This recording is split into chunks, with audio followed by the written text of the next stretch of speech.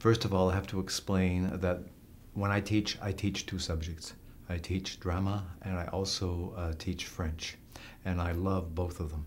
And I particularly love doing both at once, that is doing theater in French, and I do a lot of that. And you'll hear little bits of French as I'm talking with you.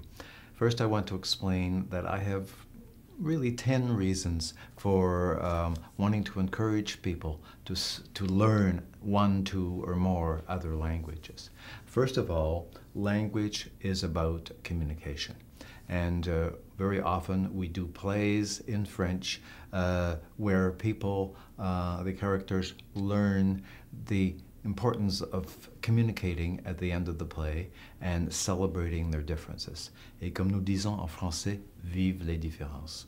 Second point, language is about differences.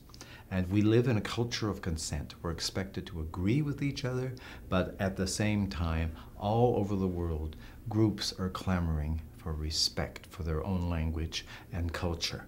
And differences, we learn to respect them through learning other languages. Point 3, languages are very much about listening.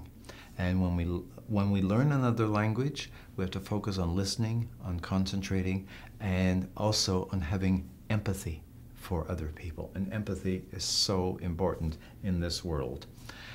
Point 4, languages are the substance of negotiation. And this is something that we practice all the time on the stage. I encourage actors to realize that when they're communicating, everything they say is an act of negotiation. The stakes might be very small, or the stakes might be very large, but we, through speaking other languages, we learn the art of negotiation. Number 5, languages are about expression, and not just communication, about self-expression, and that goes beyond just communication. And when we learn another language, we discover that we have nuance. Voilà un joli mot, nuance. We discover nuance inside us. We discover attitudes, opinions, feelings, goals, apprehensions, aspirations that we didn't even know we had. We learn to know ourselves better by learning to express ourselves in another language. So, and point number 6, languages are a route to understanding, and not just words, but understanding the attitudes of people in other cultures, understanding the social issues of people from other cultures and who speak other languages. Learning a second language helps us to understand the journey, the collective and the individual journeys that people who speak another language took to get where they are. Just a very quick example. In Quebec, people sing the song Mon pays, ce n'est pas un pays, c'est l'hiver. And when they use the word pays, pays means country. But that's not necessarily a song about separatism, because pays also means a country of the soul. It means a region. And so it's very important to understand the nuances of the words of people who speak another language. Now, point number 7, languages are beautiful. And someone said that when you listen to the poetry of Heine in Germany, you have the impression that the entire world speaks German. It's just so beautiful. Point number 8, languages are a route to culture. So it's wonderful to appreciate Shakespeare in the native language, but it's even better to appreciate Molière in the native language, or to appreciate Goethe in the native language. And culture is important because artists help us to define what it is that's essential to our very humanity. So languages are a route to culture. My 9th point is that languages are funny. And in English, we talk about having fish to fry. En français, on dit, j'ai 36 chats à fouetter. I have 36 cats to whip. Now, the French have nothing against cats. And it's not the French that's funny. It's not the English that's funny. It's the differences that's funny. And it's really fun to see languages as a game and to enjoy those differences. As I said before, vive les différences. My 10th point gets me to theater. Language is a dramatic act. And when we speak, we pitch our voice in a certain way. We vary our levels of energy. We have a certain facial expression. We use particular gestures and body movements. And it's so much fun to learn other language and to learn it dramatically, to learn the non-verbal communication in that language. Et vive la communication non verbale.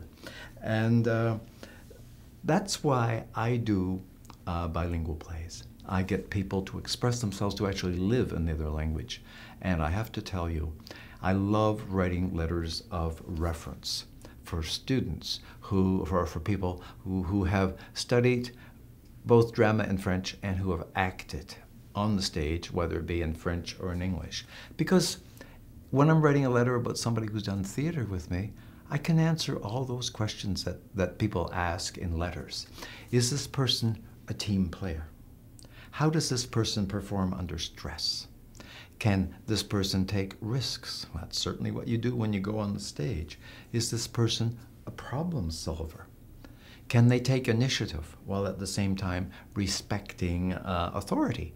That's what you have to do on the stage. You have to act, but you also have to listen to everybody around you. Does this person have good communication skills? All of these questions I can answer much more effectively if I've worked with a student who's acted on the stage, and particularly if that student has acted in another language. I would say that the biggest challenge that students have in general is the difficulty we have sustaining attention. This is the age of tweets.